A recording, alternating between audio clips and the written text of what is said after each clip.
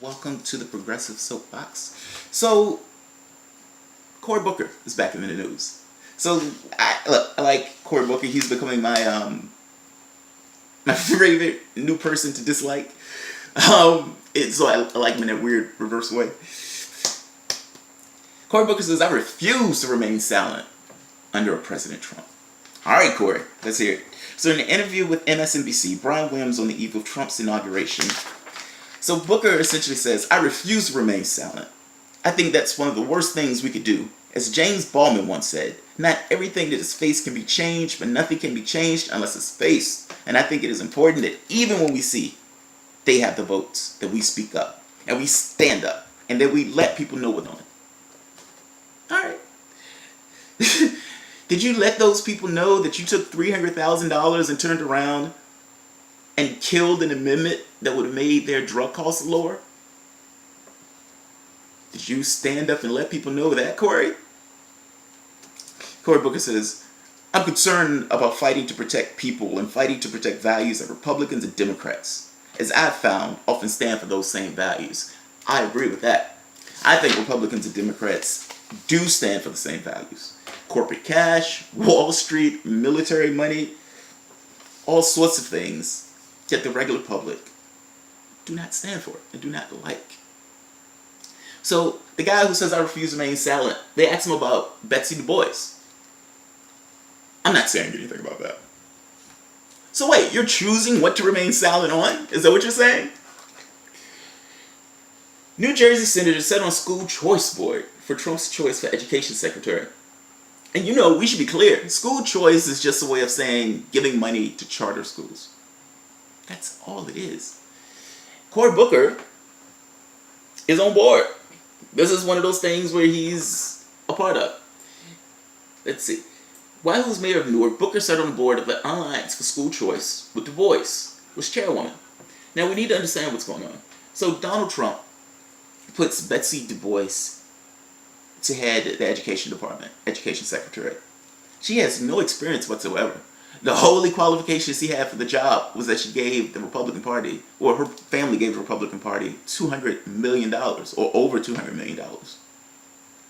If you want to call wealth experience, then yeah, in that very specific and non-relevant scenario, yeah, she has a lot of experience giving money.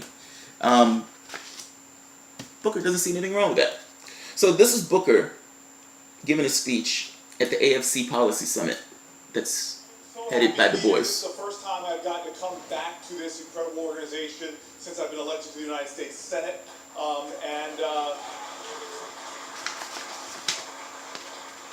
My experience over the years coming to this conference, coming to meeting some incredible folks who really believed in me when I was at the start of my career.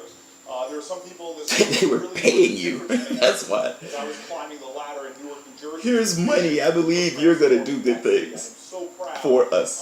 that by the time I left in 2013, Newark was not only experiencing its biggest economic development period in 60 years, with its first new hotels in 40 years, its first new office towers in decades, that it was not only seeing drops in crime, that it was not only experiencing the biggest refurbishing of its parks, but perhaps most significantly, it was the first time in Newark's history, in 60 years at least, that the population was growing again. People were moving back.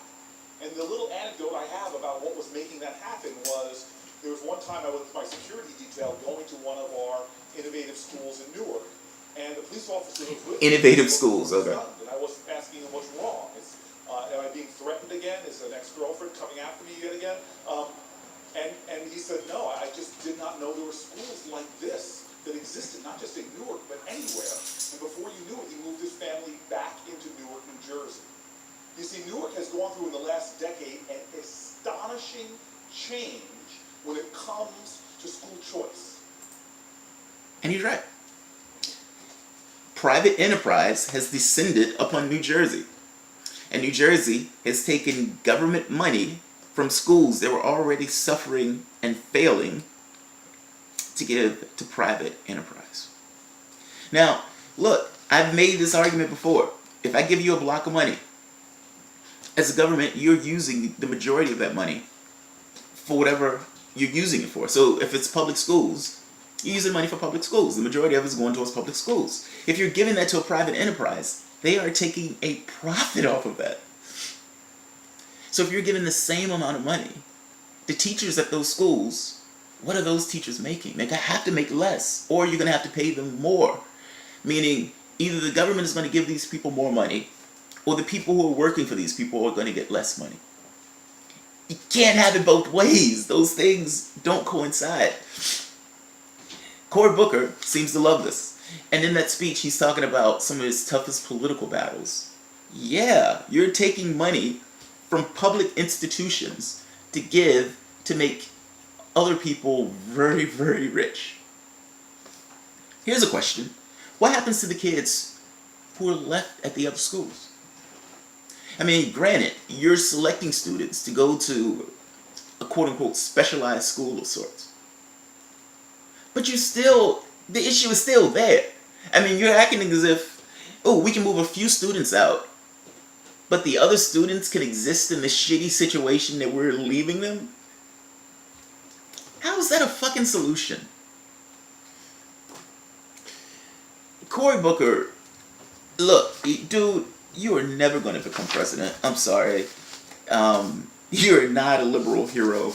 You're not a progressive choice or selection. You are a fake Obama, and you're not even as good as Obama at being that way. I am concerned about fighting to protect people and fighting to protect values that Republicans and Democrats, as I've found, often stand for those same values. You're absolutely correct. Absolutely correct. And in addition to being in the news and standing up for Betsy Devos for education pick, again, she has no experience other than donating money. He's okay with that. The weird part, though, is the speech that he gave was about Jeff Sessions. And Cory Booker was really agitated about Jeff Sessions being in that position. But then you look at some of the people who are his top backers or his top donors. Meet Cory Booker's top donors, a right-wing Islamophobic pro-Israel outfit that backed Trump's extremist agenda. So the sad part is, some of the people who are giving Cory Booker money are people affiliated with Jeff Sessions and who are on this uber Israel kick. Yet away from the spotlight, Cory Booker has cultivated a close relationship with a group that aligns itself with Jeff Sessions and his bigoted politics. NORPAC, a Republican-run pro-Israel group that has pushed nakedly Islamophobic agenda while in the United States still supporting Trump's extremist nominee for U.S. ambassador to Israel, David Friedman.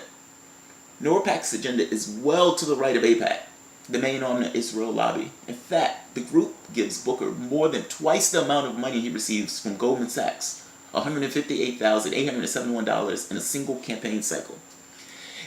What does that money buy? Right? That's the question. What does that money buy? If you're giving somebody that much money, ooh, you better get something back in return. So do you remember during the Iran deal? Cory Booker, a bunch of Democrats, for the most part, supported Obama's deal to try to prevent a war with Iran. Cory Booker wasn't on board for that.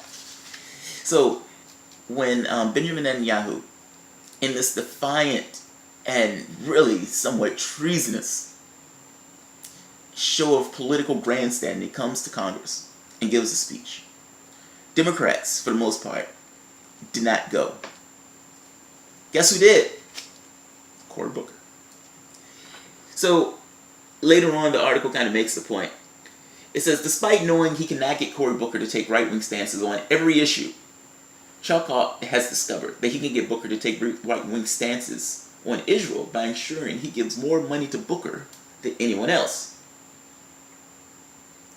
As President Obama and the Democratic Party pushed for the Iran deal in 2015, Republican Speaker of the House John Boehner invited Israeli Prime Minister Benjamin Netanyahu to come and speak in opposition to the Iran deal, while nearly 60 Democrats, including Joe Biden, Bernie Sanders, Elizabeth Warren, Keith Ellison, skipped the speech.